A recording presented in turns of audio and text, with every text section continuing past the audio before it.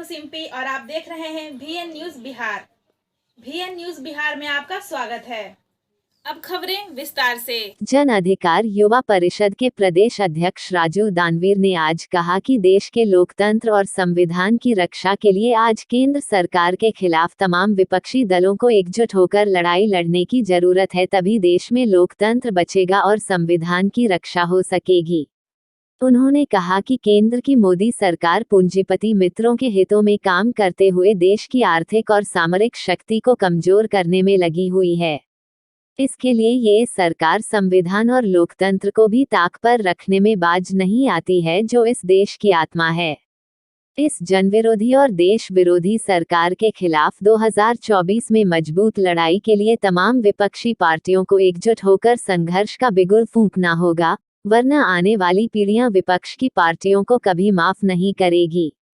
राजू दानवीर ने उक्त बातें आज हिलसा के नवगढ़ा में रोहन कुमार से मिलने के बाद कही, जिनके बेटे का निधन बीते दिनों एक एक्सीडेंट में हो गया था।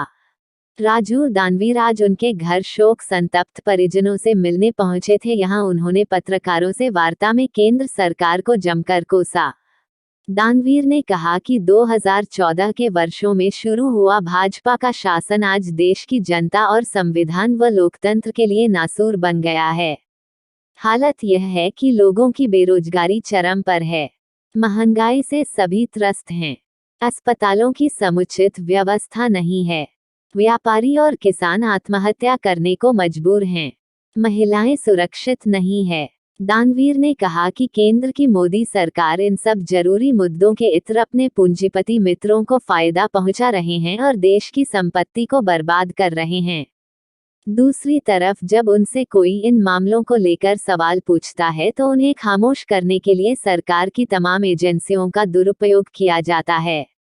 वही जनता को भ्रम आने के लिए जाति धर्म के झगड़े को हवा दी जाती है। इस पर पीएम का एक बयान न आना धार्मिक और जातीय उन्माद को स्वीकृति देने वाला है।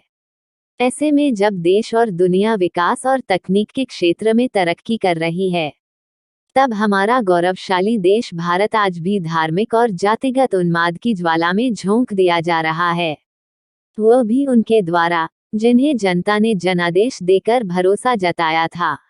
उस भरोसे का आज गला घोट दिया गया है। दानवीर ने कहा कि इसलिए आज तमाम विपक्षी पार्टियों को एक होकर मजबूती से देशहित और जनहित में साथ आने की जरूरत को महसूस कर रहा है। 2024 का चुनाव नजदीक है, अगर अभी साथ नहीं आई तो इतिहास और देश की जनता विपक्षी दलों को कभी माफ नहीं करने वाली है। कि आज जो देश की राजनीति है वो कहीं ना कहीं देश जो केंद्र सरकार का रवैया है उससे कहीं ना कहीं पूरा देश की जनता है जो कि त्राहिमाम कर रही है। सबसे बड़ी बात कि इसमें देश की उन्नति के लिए और देश को जो एक तरफा सरकार है पूंजीपतियों का, उससे बचाने के लिए सारे विपक्षी दलों को एक होना पड़ेगा। और सारे विपक्षी दल जब एक होंगे तभी जाकर हमारे भारत का लोकतंत्र और संविधान की रक्षा हो पाएगी। राबड़ी देवी क्या बात?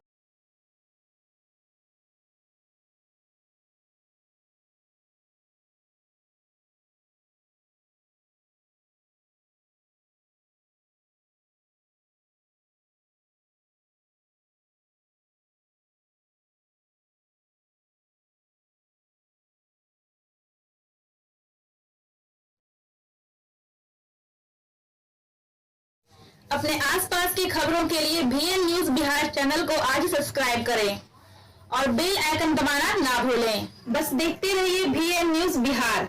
अब सिम्पी को दीजिए इजाजत। नमस्कार।